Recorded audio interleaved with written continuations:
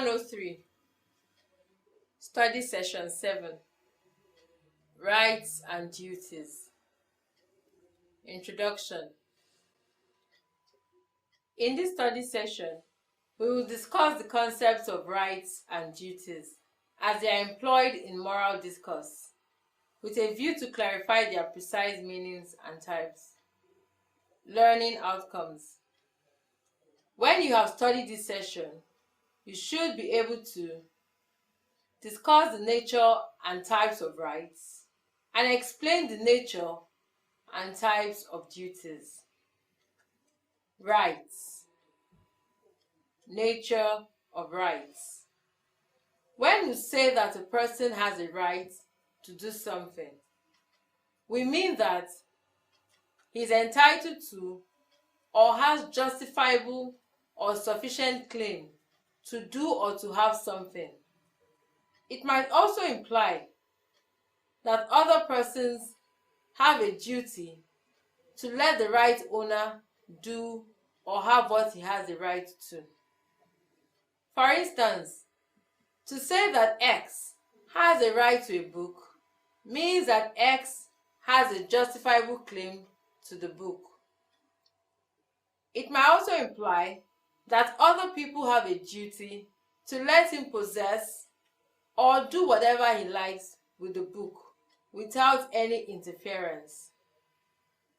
The kinds of things people normally lay claims of right to include material goods, landed properties, education, fulfillment of agreements, and things considered to be essential to life.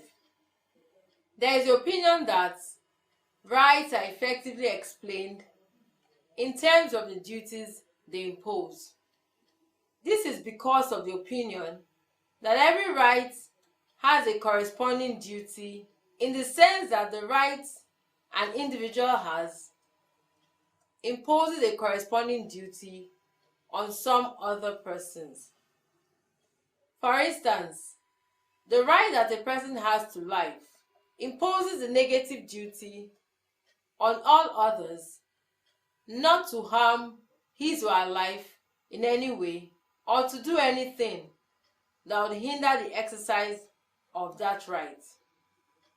It is also supposed that the right to life of an individual imposes a positive duty on others to save his or her life when the cost is minimal. Rights are normally ascribed to persons on the basis of their humanity, legal status or history, and past actions. The rights which people can lay claim to by virtue of their humanity are often referred to as moral or natural rights. They are believed to be fundamental, inalienable, and inviolable. Examples of these include right to life, right to free expression, and right to make a livelihood. Moral rights are not conferred or created on persons by any legal system or provisions. Rather, they are derived from a system of moral principles. Quite a number of moral rights are given recognition in the United Nations Universal Declaration of Human Rights. These are broadly categorized into four: right to life, right to political participation, freedom rights, and subsistence rights. The right to life is generally considered as the most fundamental moral right. This is a right generally ascribed to persons by virtue of their humanity, while many would deny that non-humans possesses this right. Immanuel Kant, for instance, emphasized that human beings, as rational creatures, have an inherent worth and consequently a right to life, by virtue of their capacity for consciousness, self-awareness, and reason. By this right, it is maintained that people should not be destroyed but positive steps must be taken to preserve their lives. They should not be allowed to perish when this is preventable at a relatively low cost. According to the United Nations, persons have a moral right to participate in their government. This suggests a democratic form of government. This moral right includes the right to vote and be voted for. One justification for the right to participate in political decision-making is the fact that government decisions affect practically every sphere of lives of the people living in its area of jurisdiction.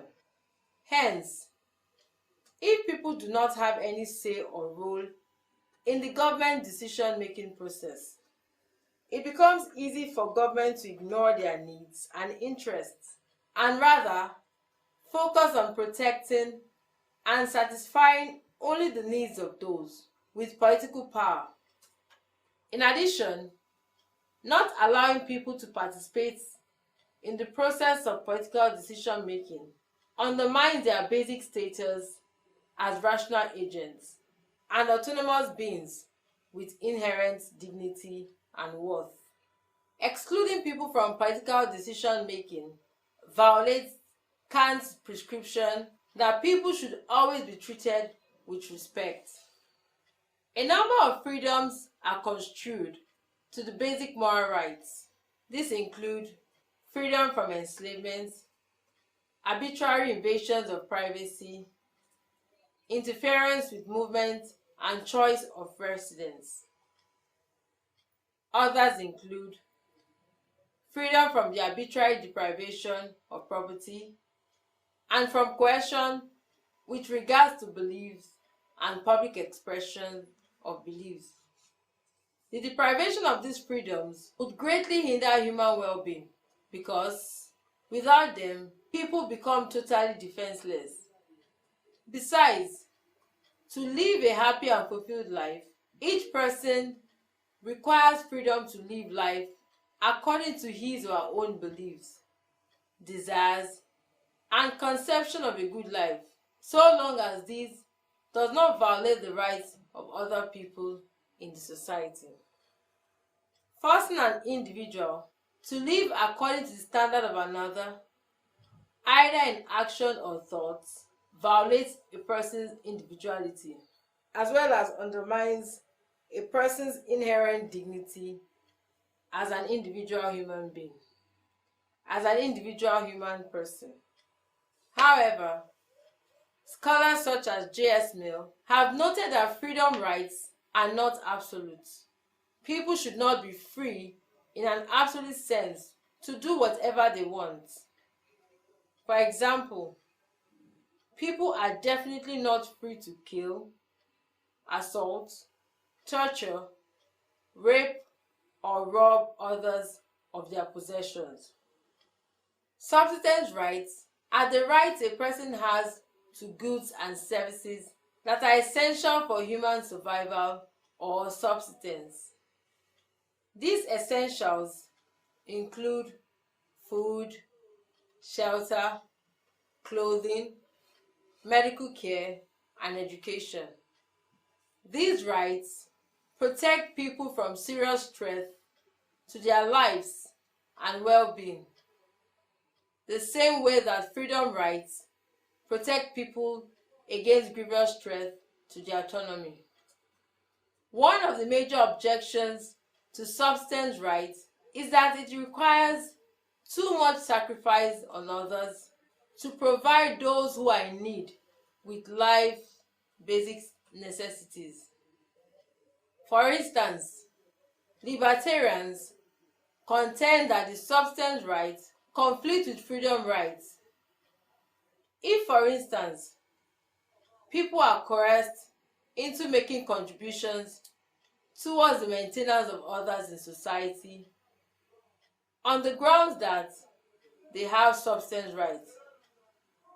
However, advocates of these rights argue that their demands are not prohibitive if they are restricted to only the basic necessities of life, and if society collectively takes up the responsibility. Types of rights. Legal rights. However, some rights are also accorded to specific individuals by virtue of their legal status in society. These rights are dependent on the legal system operational in society. As such, they are called legal rights. Often, legal rights are associated with some offices and positions in society. For example, the right which a policeman has to arrest suspected criminals, the right which a husband has to make certain demands on his wife, and the right to demand that a party to an agreement honors an agreement freely entered into. A third kind of rights are those accorded to people by virtue of their past actions. For example, past transactions and purchases can bestow certain rights on people. The purchase of a plot of land or a vehicle bestows some rights on the person in question to the exclusion of others. Positive and ideal rights. We may also make a distinction between positive rights and ideal rights. Positive rights are those rights that are socially recognized, actually respected, and preserved in society. An individual has a positive right when people in situations similar to his own are acknowledged as having such rights. Ideal rights, on the other hand, need not to be socially recognized. They are rights which people ought to have, but which in actual fact are not recognized or pursued in society. What is often described as moral or natural rights constitute the most familiar examples of ideal rights. The natural rights of freedom of expression and the right to life, for instance, are conceived of as rights simply because of the moral value attached to being able to speak freely and to the human life. They become positive rights only when they are socially recognized and actually preserved. Two problems may be identified with respect to the existence of positive rights. First, people often pay lip service to them without actually respecting these rights. Secondly, there may be problems with the social consensus underlying the social recognition constituting the essence of positive rights. For instance, in some cases, only a section of society acknowledges a right while other sections do not. In such a situation, it is a divide of society to which you belong that will determine what your positive rights are. Duties. Nature of moral duties. The term duty refers to what you ought to do, your obligation, or the responsibility you have, either to yourself or to others in society. Moral duties derive from a system of moral rules and principles. For Immanuel Kant, moral duties are derived from human reason and never imposed by any external authority. He maintains that a person's reason recognizes some principles of behavior as ideal and prescribes that the human should act in accordance with such principles. It is for this reason that he affirms that the constraint of duty is always a self-constraint. For Kant, the most fundamental moral duty that all humans have is to conform our conduct to the categorical imperative, which stipulates that we should act only on the maxim that we can consistently will to be universal law and to treat all people with respect. Other moral duties derived from the Kantian categorical imperative include the duty to preserve life, duty to be kind when we can, and the duty to keep promises. Kant identified two basic categories of moral duties.